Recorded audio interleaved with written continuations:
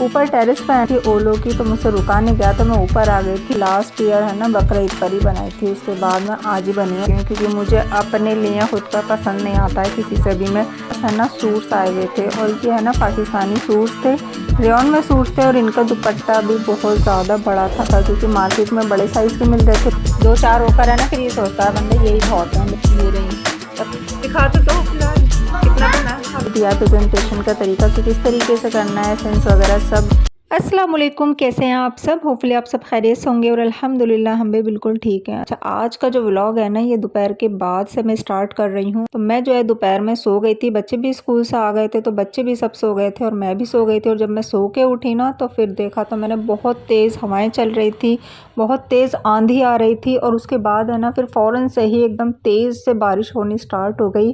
तो मैंने देखा बाहर तो काफ़ी सारे लोग जहाँ थे बस वहीं के वहीं खड़े हुए थे, तो मुझसे रुका नहीं गया। साथ साथ में ओले भी पड़ने स्टार्ट हो गए थे, मतलब इतनी तेज़ आंधी एक साथ आई और एक साथ बारिश भी और साथ साथ ओले भी। तो मौसम जो है ना दिन में तो थोड़ा गर्म रहता है, लेकिन दोपहर के बाद है ना अभी थोड़ा सा आंधी वगैरह हवा वगैरह चलने लगती है ना तो फिर ठंडा हो जाता है। लेकिन बस ये है कि आंधी वगैरह आती है ना तो धूल मिट्टी जो है ना वो बहुत ज़्यादा हो जाती है, घर भी बहुत गंदे वगैरह हो जाते हैं।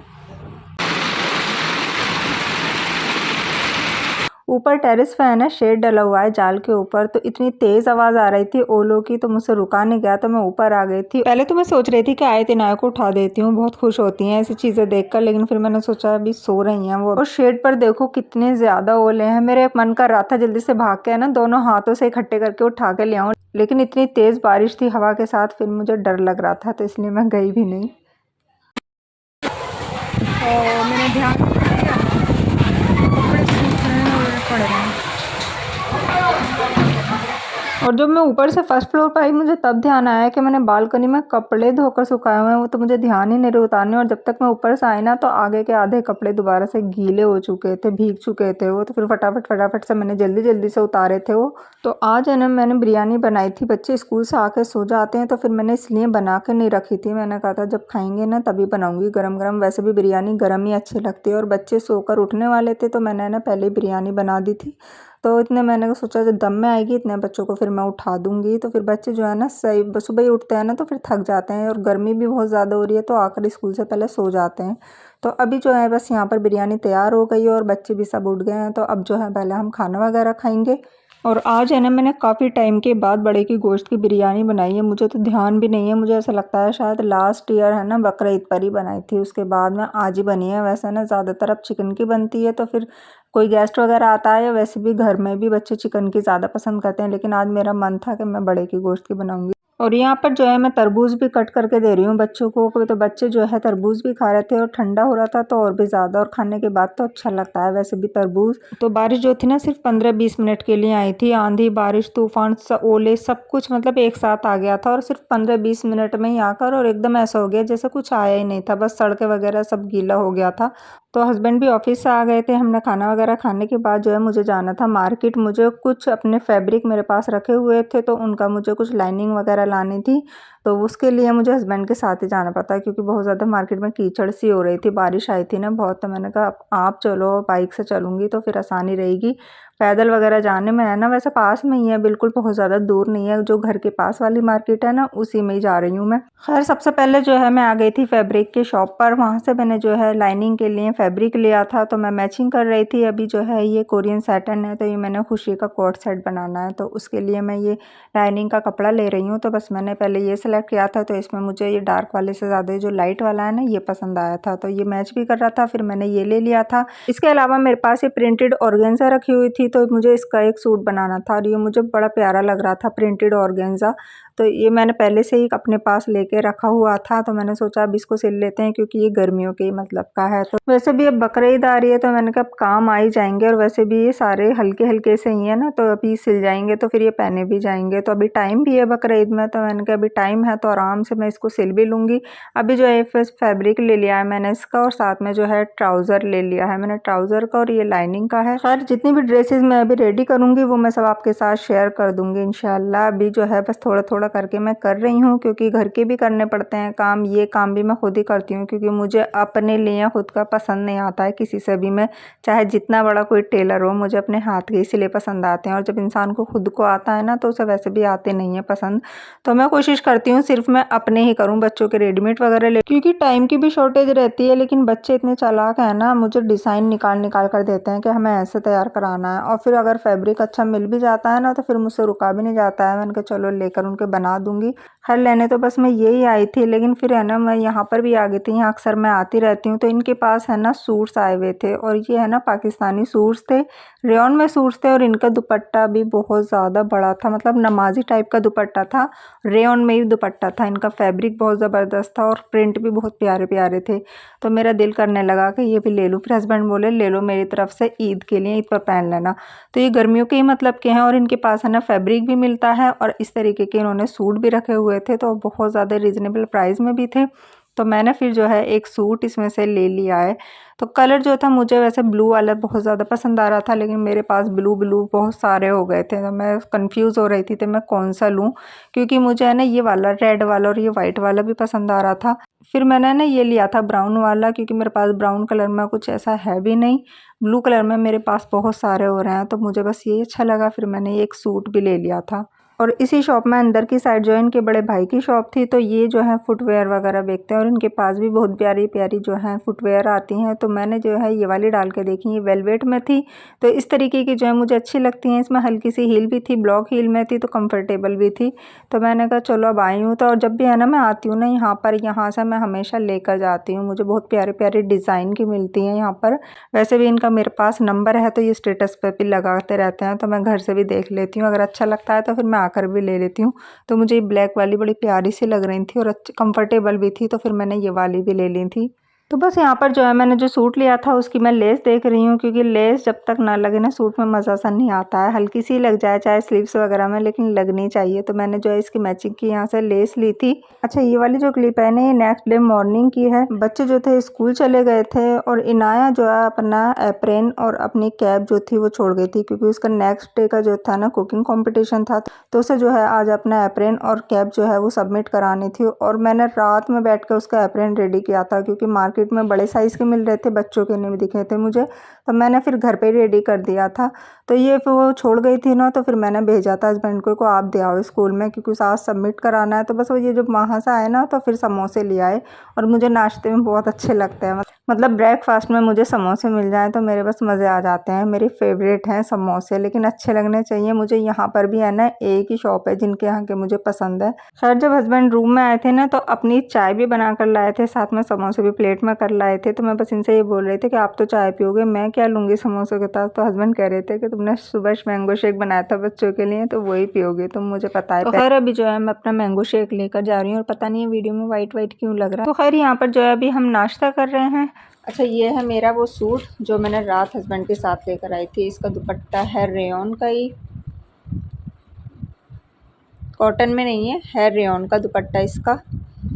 तो ये अच्छा है गर्मियों के लिए, गर्मियों के लिए बहुत अच्छा है, और वैसे भी काफ़ी लंबा चौड़ा दुपट्टा है, तो नमाज भी आराम से पढ़ सकते हैं। मैंने रात आते ही इसकी कटिंग कर ली थी, अभी इसकी कमीज़ की कटिंग नहीं हुई है।